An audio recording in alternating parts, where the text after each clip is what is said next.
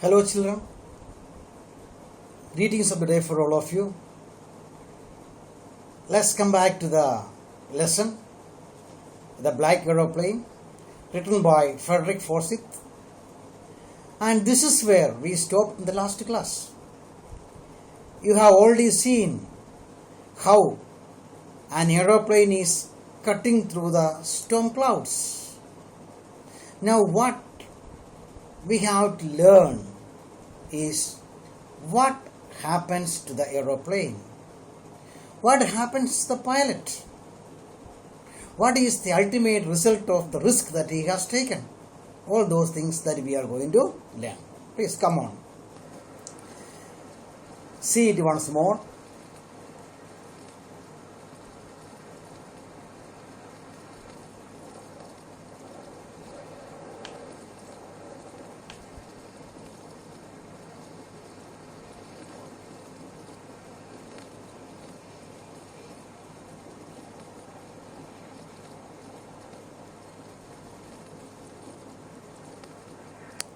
Yes, it's gone.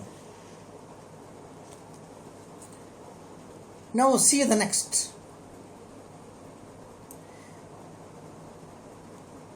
We have already learned that his compass was already dead.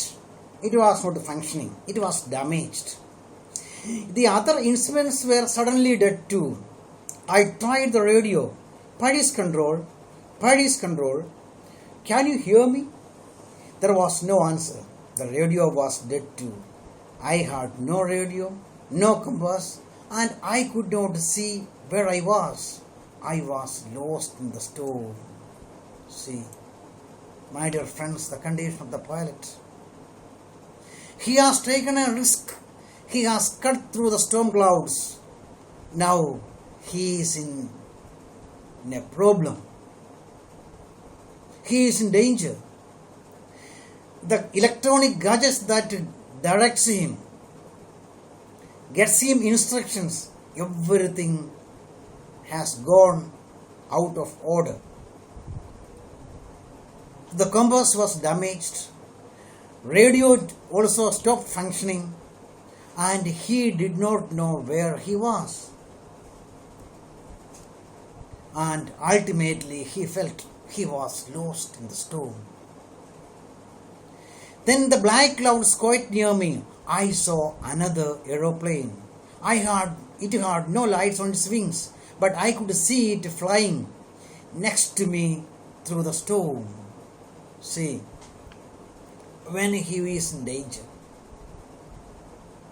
when he himself feels that when he is lost in the storm clouds, there is a ray of hope. We find the pilot sees a ray of hope in what? He saw another black aeroplane there. But it had certain strange peculiarities. It had no lights on its wings. Whenever aeroplanes fly in the sky, you can find that on its wings a light will be twinkling, glowing, glimmering. All those things you can find. That is, with that light only, people in the control room detect the aeroplanes in their flight. But here this particular aeroplane did not have lights on its wings. But the narrator could find it, could see it, it was flying next to him through the storm. I could see the pilot's face. Turned towards me.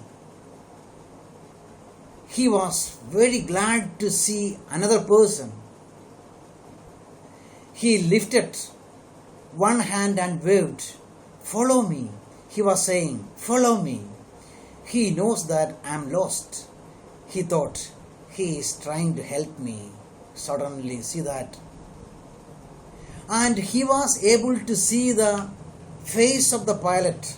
And when he looked at him, he saw that the pilot was just waving his hand. told him,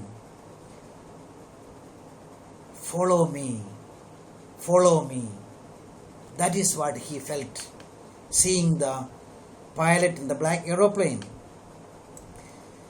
He turned his aeroplane slowly to the north in front of my Dakota so that it would be easier for me to follow him.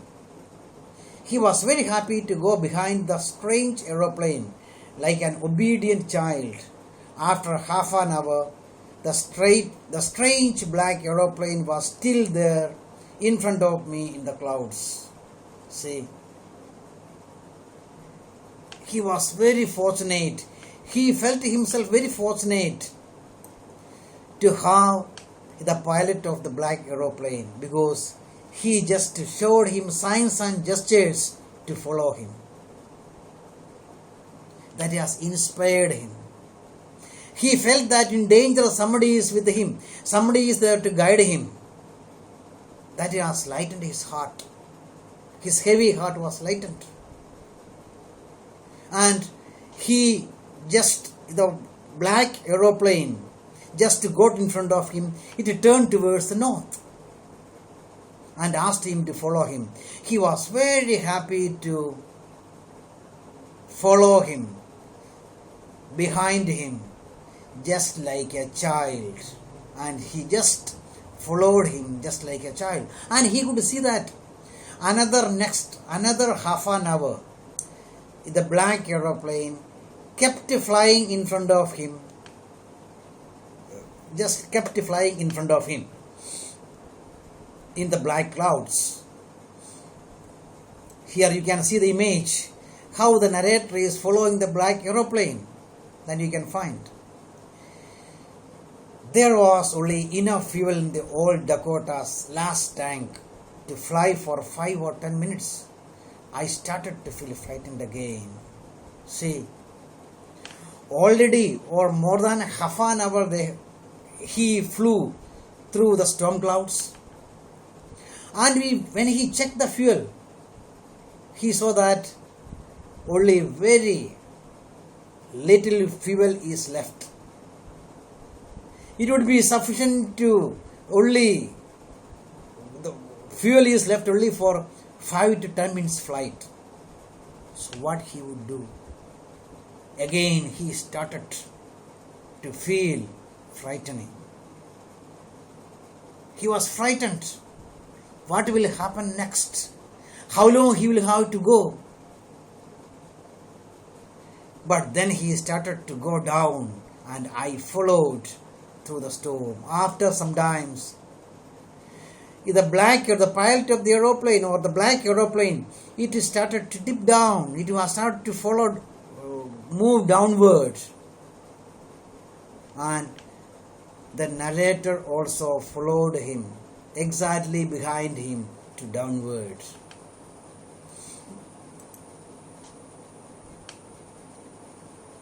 Suddenly the unexpected happened, my dear children. Suddenly he came out of the clouds and saw 2 long straight lines of lights in front of him. It was a runway, an airport. He was safe. He turned to look for his friend in the black aeroplane, but the sky was empty. There was nothing there. The black aeroplane was gone. See, there is a mystery.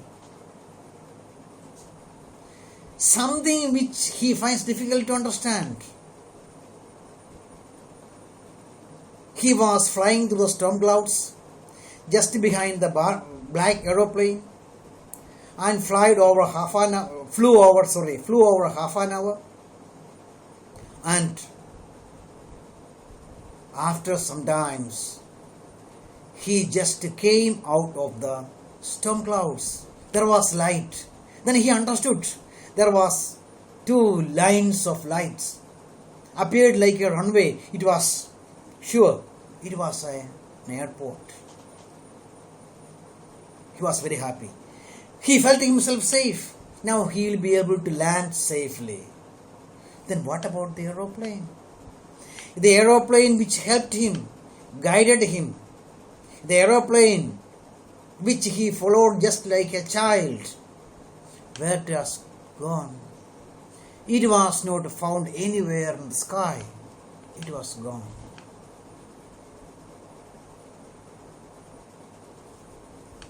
See now, I landed and was not sorry to walk away from the old Dakota near the control tower. So now, this sentence gives a lot of, though the sentence is very small, it gives a lot of meaning. He says that, I landed and I was not sorry to walk away from the old Dakota near the control tower. So, he was able to land safely. It was an airport. And he says that he was not sorry to walk away from the old Dakota. Though he searched the pilot and the aeroplane which guided him, directed him, helped him to land safely, he could not find. Then he says that he was not sorry to walk away from the old Dakota near the control tower. And why he was not sorry to walk away? The first reason, I hope you all of you know, the ultimate aim was to land safely. That he could achieve. He landed safely. He has reached his destination. Then, next thing, the next mystery that he has to unfold is, where is the other aeroplane that he cannot see, that he could not see, that he can clear it from the control tower. When we go to the control tower, the control room, there he will be able to ask and inquire about the black aeroplane. Let us see. I went and asked a woman in the control center where I was and who the other pilot was. I wanted to say, thank you. She looked at me very strangely and then laughed. Another aeroplane? Up there in the storm. No other aeroplanes were flying tonight. Yours was the only one I could see on the radar. See. As the story ends, the mystery deepens. A very beautiful story, my dear children. When the story comes to its climax, the mystery of the story still remains deeper and so profound. He expected that he would get some kind of information from the control room about the other aeroplane which guided him, helped him to land. Because he wanted to know which airport where he has landed. He was unaware of the place. He saw an airport and he landed. And he wanted to know where he has landed. At the same time, who was the other pilot? And when he asked the question, the strange lady, the lady in the control room answered him very strangely. Another aeroplane? What you are speaking about? The other aeroplane? Another aeroplane? Up in the storm? No. There wasn't any other aeroplane flying that night except the narrator's aeroplane. Now, my dear students,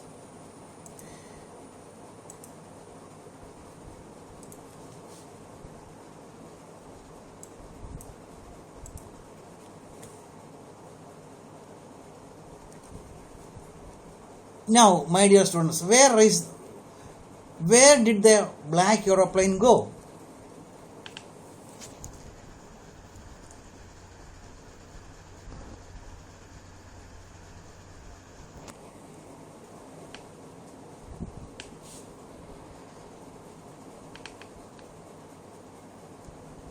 And why he could not find the aeroplane, the black aeroplane at the same time? Why the people in the control room did not have any idea about the black aeroplane and where it has gone?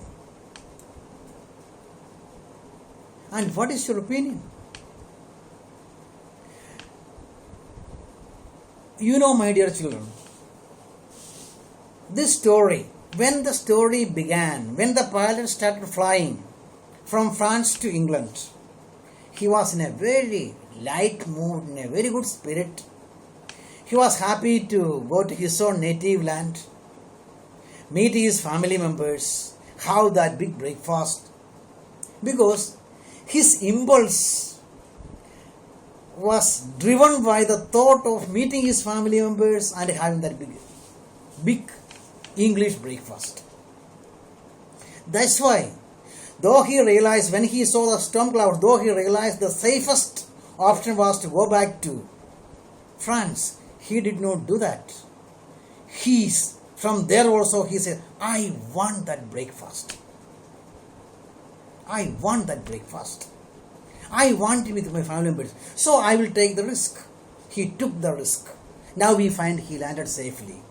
But the unanswered questions are, where has the black aeroplane gone? Who was that pilot? My dear children, if we try to unfold this mystery, is nothing but the black aeroplane, what the narrator saw was nothing but it was a kind of auto-suggestion. It's a kind of illusion. Rather, it was a materialization of his own willpower and determination to reach his own homeland. We can say that one, he was driven by his own willpower and determination. Since these willpower and determinations are quite abstract, to give him strength and courage, that determination has materialized into or in the form of a black aeroplane and guided him, motivated him, inspired him to fly.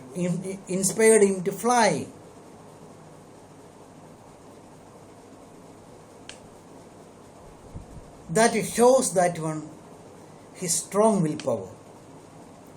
Whenever we take decisions in our life, whenever we take risks in our life, we are guided, we are driven by our own determination and willpower.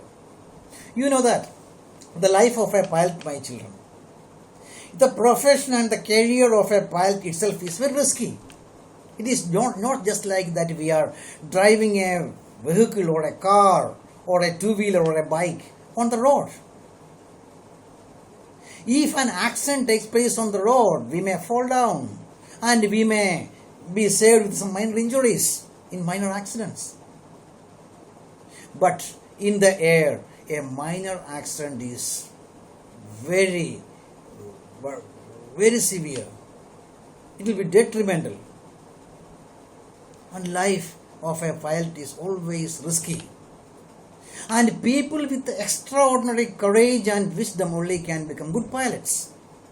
And here we find that Frederick Forsyth was a very good pilot. He has lived through the morale of his profession. That's why he was ready to take the risk. And he took the risk and he became successful. And when our mind, when our willpower, when our determination